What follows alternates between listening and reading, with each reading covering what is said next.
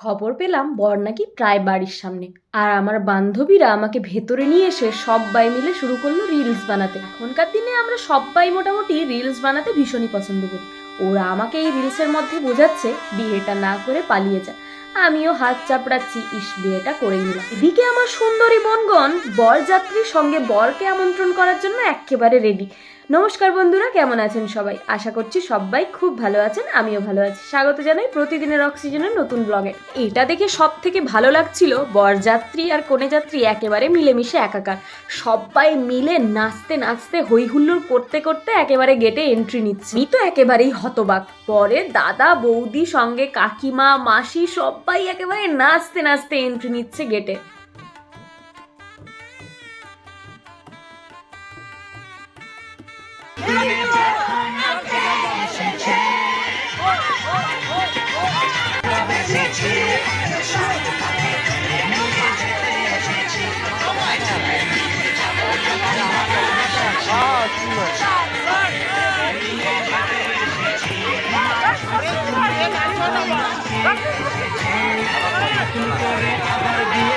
তখন যাকে এভাবে নাচতে দেখলেন আমার বোনের সঙ্গে, উনি হলেন আমার ভাসুর ঠাকুর, আমার দিদির মেজো ভাসুর। সঙ্গে আমারও তো ভাসুর হলো, তাই না? আর এখন এন্ট্রি নিচ্ছে আমার দিদির বড় জায়ের ছেলে, মানে আমাদের বাড়ির সব থেকে কিউট ছোট্ট সদস্য।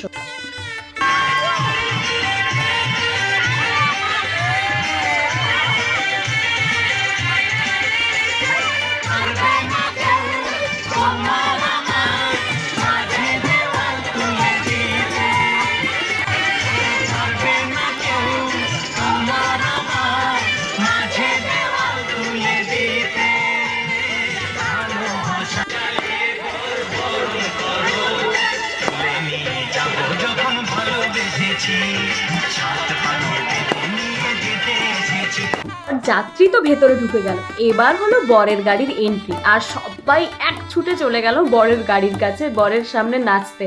অনেক বড় ধন্যবাদ হচ্ছে আমাদের ক্যামেরাম্যান দাদাকে, কারণ প্রত্যেকটা ক্লিপ এত সুন্দর করে নিয়েছে। আমি এখানে উপস্থিত নেই, কিন্তু এখন যেন ভিডিওগুলো দেখে পুরো ফিল করতে পারছি।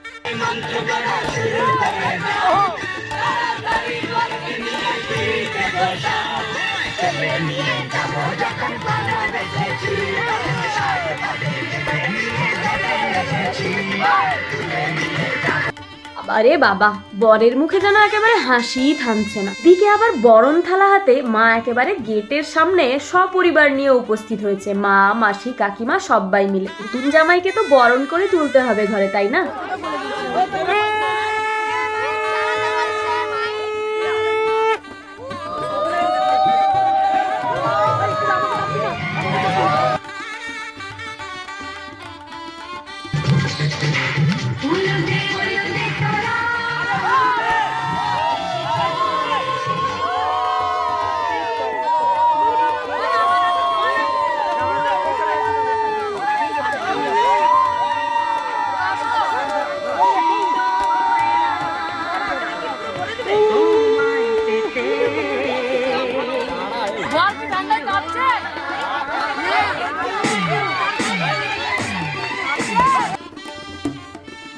মায়ের বরণ প্রায় শেষের দিকে। এবার মা মিষ্টি খাইয়ে বরণ করে জামাইকে ঘরে তুলে নিয়ে যাবে। কিন্তু ঠিক সেই সময়ই সমস্ত শালীরা মিলে হামলা করলো বরের ওপর। কারণ হচ্ছে গেট ঘেরা। বিয়ের একটা রিচুয়ালসও বলতে পারেন, আর শালীদের ফায়দাও বলতে পারেন। আর পর কি হলো সেটা আপনারা নিজের চোখেই দেখে নিন।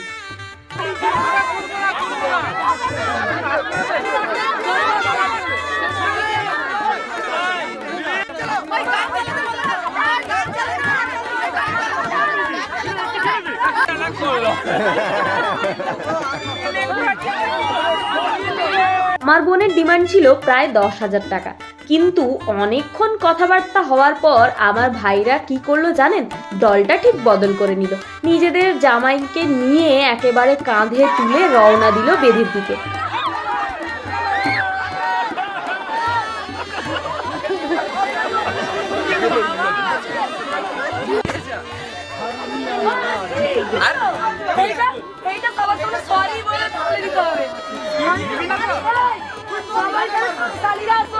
সরি আমার বোনের ডিমান্ড রেখেছেন, আগে নাকি বরকে সরি বলতে হবে, তারপর সে টাকা নেবে। তো সেখানে আমার বর বলছিল দেবই না টাকা।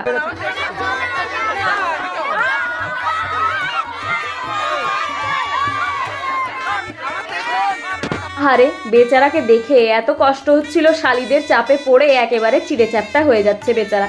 আর শালিরা একেবারে তাকে খাইয়েই ছাড়বে জল, কারণ হারাতে তো হবে যে করেই হোক। এখানে টাকাটার বড় প্রশ্ন নয়, এখানে প্রশ্ন হচ্ছে হার জিতের, কে আগে জিততে পারবে সেটাই হলো কথা। আমার বর নাকি আবার বুদ্ধি করে গুপ্তচর লাগিয়ে রেখেছিল শালিরা কি শরবত তৈরি করছে সেটা জানার জন্য। আর তারপরে আমার বর কি খেয়েছিল সেটা আর বলবো না, শীতকাল ছিল, আর বাকিটা আপনারাই বুঝে নিন। যাই হোক, মা এবার প্লেন জল সঙ্গে শরবত নিয়ে এলো জামাইয়ের জন্য, আর সেটা খেয়েই জামাই একেবারে তৃপ্তি। এবার চলুন আমার দিকে যাওয়া যাক। এবার শুরু হলো আমার আশীর্বাদ পর্ব। বরের বাড়ির সকলে বসে পড়েছে আমাকে আশীর্বাদ করতে। আমার বিয়ের হলদি পর্ব আপনারা যারা দেখেছেন ওখানে নিশ্চয়ই দেখতে পাবেন আমার বাড়ির লোকেরা সবাই গিয়ে বরকে আশীর্বাদ করে এসেছিল।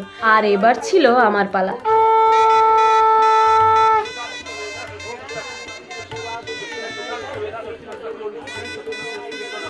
ধুই যে পাত্রপক্ষ আমাকে আশীর্বাদ করবে সেরকমটা কিন্তু নয়, আমার বাড়ির লোকও আমাকে আশীর্বাদ করবে, তবে পাত্রপক্ষ থেকে আমাকে কিছু গিফট দেওয়া হবে। এই আশীর্বাদিতেই আমি আমার হবু শ্বশুরের থেকে পেয়েছিলাম সোনার হাত, সঙ্গে আবার একটা স্মৃতিও।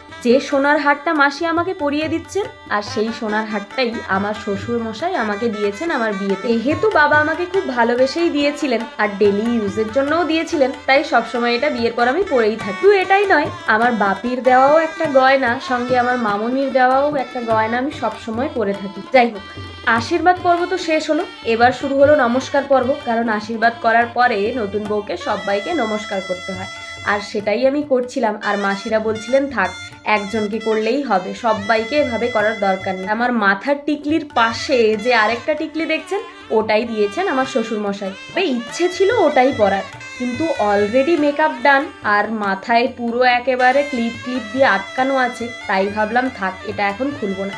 আর এদিকে শুরু হলো বিয়ের পর্ব। প্রতিবারের মতোই বাপি এবারে ব্যস্ত, তাই মা বসবে বেদিতে। বড়দি আর মেজদির বেলাতেও মাই বসেছিল। মা এবার চলে এসছে তার জামাইকে আমন্ত্রণ জানাতে বেদিতে বসার জন্য। তার আগে রিচুয়ালসটা হলো পান সুপুরি দিয়ে সঙ্গে আমাদের বাড়ির থেকে যে জামাটা ওর জন্য কেনা হয়েছে সেটা দেওয়া হবে। তারপরে বর চেঞ্জ করে এসে আবার বসবে বেদিতে। ওই আমাদের পুরোহিতটি কিন্তু বেশ ছিল, ওনাকে দেখে কি মনে হচ্ছে বলুন তো? ও এটাই ভাবছে যে বিয়েটা তো আমি শুধু মন্ত্রই পড়বো, কিন্তু হবে ক্যামেরাম্যানদের মতে, কারণ তাদের যতক্ষণ না ছবি তোলা শান্তি হচ্ছে ততক্ষণ আমাকে ছাড়বে না, তাই ওদের বিগড়ে দিয়ে কোনো লাভ নেই। এদিকে সমস্ত বরযাত্রীও খাওয়া দাওয়া শেষ করে এসে বসে পড়েছে একেবারে বেদির সামনে। সবাই যেন একেবারে বিয়ে শেষ না হলে উঠবেই না, তবে ঠান্ডার প্রকোপটা এতটাই ছিল আর কি বলবো। কে দেখছি বরমশাই চেঞ্জ করে এসে বসে পড়েছে বেদিতে। এর পরের যে নিয়মটা হচ্ছে সেটা হচ্ছে মাতুল বরণ। আমার মামা বেদিতে ছেলেকে আশীর্বাদ করবে, আর মামা দিয়েছিল একটা সোনার আংটি যেটা আমার বর সবসময় পরে থাকে, আর আমার বরও দিয়েছিল খুব সুন্দর একটা জামা প্যান্ট, সঙ্গে দিয়েছিল নিমন্ত্রণ কার্ড রিসেপশনে আসার জন্য। পর শুরু হলো সরু বরণ। সরু বরণে আমার মেজো জিজু দিয়েছিল আমার বরকে একটা সোনার আংটি। রিটার্ন গিফট হিসেবে আমার জিজুকে দিয়েছিল আমার বর একটা সুন্দর পাঞ্জাবি। এরপরেরটা ছিল আরো বেশি ইন্টারেস্টিং, আমার বড় জিজু এসেছিল সরু বরণ করতে। দু ভাই বলে কথা, তারা আবার নতুন সম্পর্কেও আবদ্ধ হচ্ছে, দুজন নাকি একে অপরের সরু। আমার বড় জিজু যেহেতু মেজদির বিয়েতে ওকে আংটি দিয়ে বরণ করেছে, তাই এখানে নিজের ভাইকে জামা কাপড় দিয়েই বরণ করলো। রিটার্ন গিফট হিসেবেও আমার বর ওকে দিয়েছিল একটা খুব সুন্দর পাঞ্জাবি। আর চলুন আমাকে দিয়ে কি রিচুয়াল শুরু হয় সেটাই দেখা।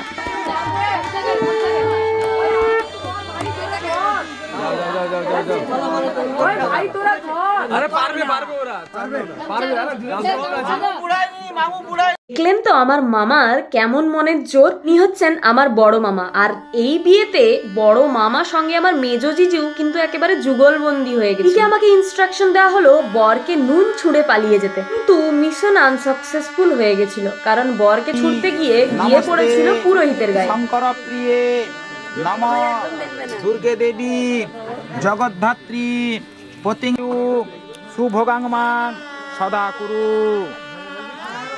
এবার তুলো নিয়ে যাও, এবার তুলো।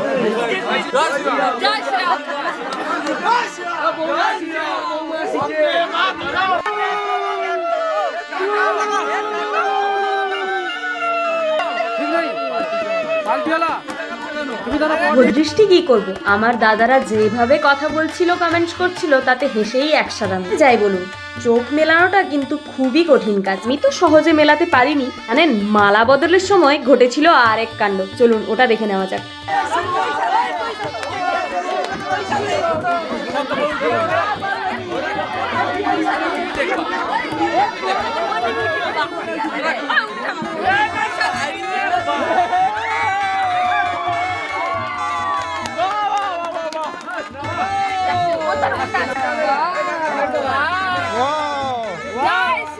দেখলেন তো কি কাণ্ড করেছে ওরা। আর একটু হলে মনে হয় আমি প্যান্ডেলের ওপর দিয়েই বেরিয়ে চলে যেতাম।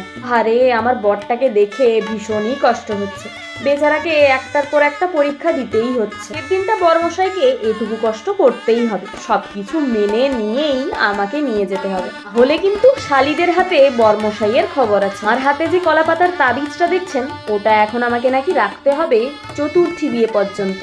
এদিকে আবার শালিরা ছোড়াছুড়ি করছে আলু, তাদের ডিমান্ডার যেন শেষই হয় না। দিকে বরের গায়ে যতটা আলু পড়ে, আমার গায়েও ঠিক ততটাই আলু পড়ছিল। না না, ওটা আমার বোনেরা তো মারেনি, আমার যে মাসি শাশুড়ি ছিলেন উনিই মারছিলেন। বলছিলেন বরের গায়ে যতগুলো পড়বে মেয়ের গায়েও কিন্তু ততগুলোই পড়বে। এই যে নিয়মটা চলছে, এটার পর আমাদের জীবনের নতুন সূচনা হবে।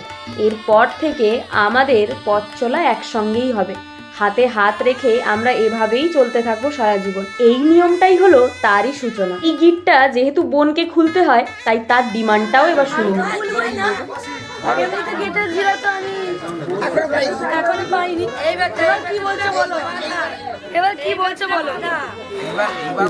এছাড়া আর না পেরে বোনকে বেদিতে দিল 3000 টাকা, কিন্তু সেটাতে কি আমার বোন আর রাজি হয় বলুন তো? তাও অনেক কষ্টে রাজি হলো, আর গিফটটা অবশেষে সে আমাদের খুলেই দিল। জানেন সর্বমোট আমার বোন পেয়েছিল প্রায় 6.5 থেকে 7,000 টাকা। বোনেরই ফায়দা দেখছি। আর এদিকে দেখছি বরের টুপি উল্টে যাচ্ছে চিন্তায় চিন্তায়। এত টাকা হাত থেকে বেরিয়ে যাচ্ছে আগের থেকেই, মানে বিয়ের আগের থেকেই শালির সঙ্গে কন্ট্রাক্ট হয়ে গেছিল যে শালিকে কত টাকা সর্বমোট দেওয়া হবে। ঘড়িতে এখন বাজে প্রায় 2:30 থেকে 3টে। এতই শীতের প্রকোপ বাড়ছিল যতই রাত হচ্ছিল, আমি তো একেবারে গুটি-সুটি মেরে বসেছিলাম। আর যে নিয়মটা শুরু হচ্ছিল সেটা হচ্ছে বন্ধুস্তি, মানে আমার শ্বশুর মশাই আর আমার বাপি দুজনে মিলে কোলাকুলি করে বন্ধুস্তি করবে। আজ থেকে নাকি তারা একে অপরের দেয়ান। সেখানেই খুব সুন্দর একটা জামা প্যান্টের পিস দিয়েছিল আমার বাবা, সঙ্গে নিমন্ত্রণ কার্ড রিসেপশনে যাওয়ার জন্য। এদিকে শুরু হলো আমার ফটোশুট। হ্যাঁ, সত্যি কি আমাকে ভালো লাগছে নাকি আমারই শুধু মনে হচ্ছে? না তো কেউ আমার গুণগান গাইছেন না, তাই আমি একটু নিজেই গিয়ে নিলাম। খই পোড়ার সময় যে খইটা দেওয়া হয় সেটা কিন্তু ভাইই দেয়, আর আমার নিজের ভাই তো নেই, কিন্তু কাকুর ছেলেই হলো আমার ভাই। আমার দিদির বিয়েতেও কাকুর ছেলে দিয়েছিল, আর আমার বিয়েতেও কাকুর ছেলেই দেবে। এই দেওয়ার জন্য পুচকেটাকে এত ঠান্ডায় রাতে ঘুম থেকে উঠিয়ে নিয়ে এসেছে।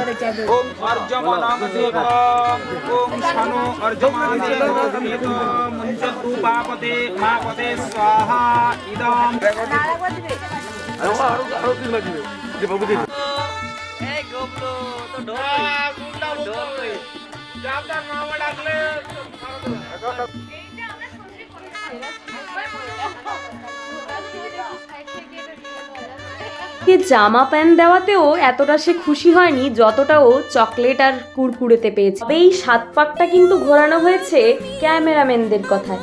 আর আমাদের অ্যাকচুয়াল যে 7 পাক সেটা প্রথমেই হয়ে গেছিল। আমার দাদারা যখন আমাকে পিড়ি করে নিয়ে এসেছিল তখনই আমাদের 7 পাক ঘোরা হয়ে গেছিল। 7 পাকটা শুনেছি একে অপরের সঙ্গে 7 জন্মের বন্ধন হয়ে থাকে। আমরাও আজকে ঠিক সেই বন্ধনটায় বাধা পড়ে গেলাম। এর প্রায় শেষের দিকে আর লাস্ট যে নিয়মটা সেটা হলো সিঁদুরদান। তো কিছু আয়োজন এখানেই শেষ, আর কিছুক্ষণ পরেই মেয়ে থেকে হব বৌমা।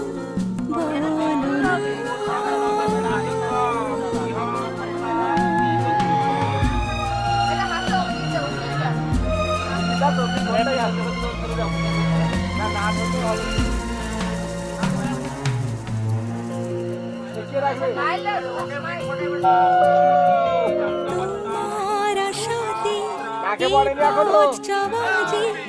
আমার ভালো লাগে, এত আলো এত খুশি যে আমি দেখিনি আগে। হাত বাড়ালে সামনে তুমি, এর বেশি চাই না আমার। বলো প্রিয়া বলো বলো। এটা তো ভালোই ভালোই মিটে গেল। আপনাদের আশীর্বাদটা কিন্তু খুবই প্রয়োজন। অবশ্যই প্রে করবেন যাতে একে অপরের মান আমরা সারা জীবন রাখতে পারি, এই নতুন পথ চলা যেন সফল হয় আমাদের। আজকের ভিডিওটা এখানেই শেষ করলাম। দেখা হচ্ছে পরের রিসেপশন ব্লগে। আর যারা এখনো সাবস্ক্রাইব করেননি তাড়াতাড়ি সাবস্ক্রাইব করে দিন। ভালো থাকবেন, টাটা।